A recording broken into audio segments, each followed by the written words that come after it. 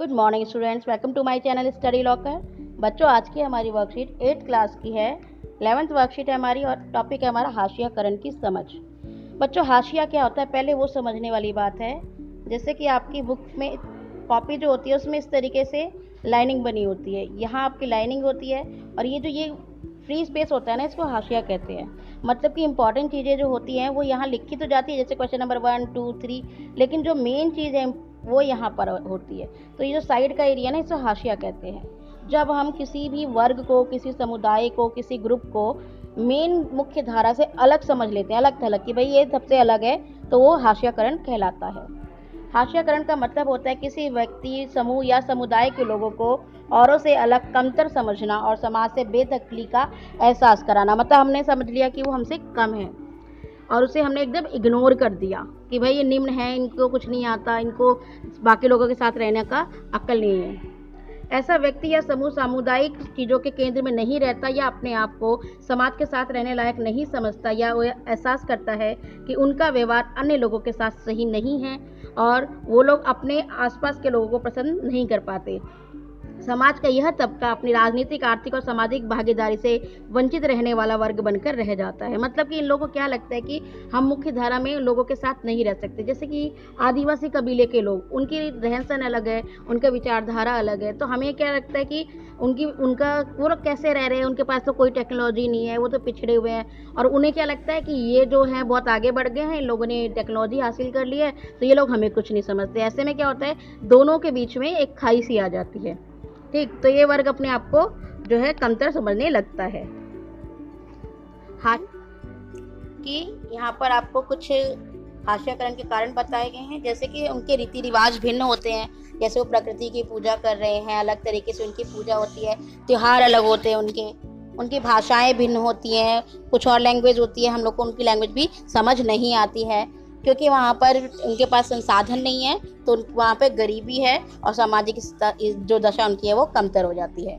कई बार ऐसे लोग को हम दुश्मनी या डर की नज़र से भी देखने लगते हैं। अलग थलग होने की वजह से इस वर्ग के लोग ना तो किसी सरकारी योजनाओं का लाभ उठा पाते हैं, ना ही संसाधनों का उचित मौका उठा सकते हैं। मतलब कि इनके पास जो है ये अपनी ही कंडीशंस पे जी रहे हैं, अपने ही अकॉर्डिंग जी रहे हैं, तो सरकार जो भी सुविधाएं दे रही है वो इन तक पहुंचती ही नहीं है, ये इनका फ़ायदा नहीं उठा पाते। और क्योंकि हम इनको जानते नहीं हैं अच्छी तरीके से, तो हम इनसे डर जाते हैं। ठीक है, साथ ही साथ वो अपने अधिकारों के लिए भी आवाज़ उठाने से चूक जाते हैं। वैसे व्यक्तियों जैसे जिनके पास धन और भूमि है और ज़्यादा शिक्षित है, उनके मुकाबले ये अधिक असहाय होते हैं।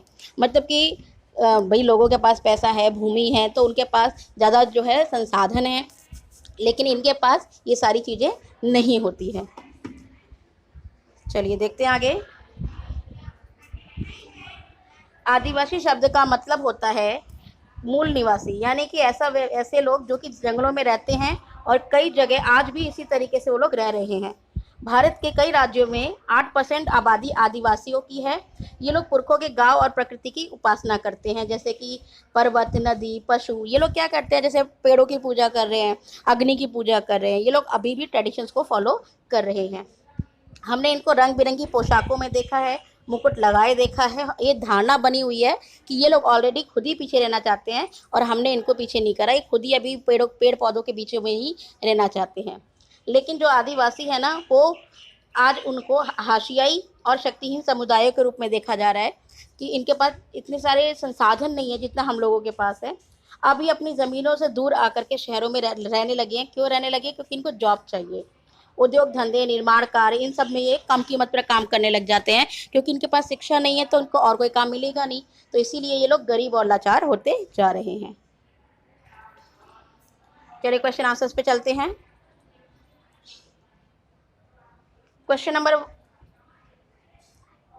1, हाशियाकरण किसे कहते हैं? किसी व्यक्ति, समूह या किसी भी समुदाय को कमतर समझना या उसको अलग कर देना समाज से हाशियाकरण कहलाता है।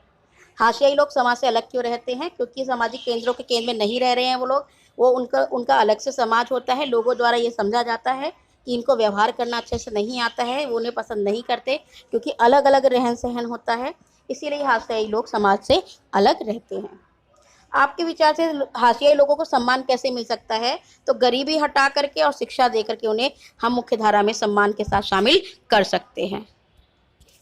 अब क्वेश्चन नंबर हम 3 देखते हैं। आदिवासी कौन होते हैं? यहाँ पे आपका आंसर यहाँ से लेकर के यहाँ तक आ जाता है। आदिवासी लोग कौन होते हैं? आंसर नंबर 3 आपका ये रहा। फिर आपका क्वेश्चन आता है क्वेश्चन नंबर 4 कि आदिवासी देश जो है अब शहरों में क्यों आ रहे हैं? तो आपका आंसर नंबर 4 यहाँ से यहाँ तक आ जाता है। आई होप आपको वीडियो पसंद आई होगी। अगर पसंद आई है तो लाइक ज़रूर करें, मेरे चैनल को सब्सक्राइब करें। Thank you.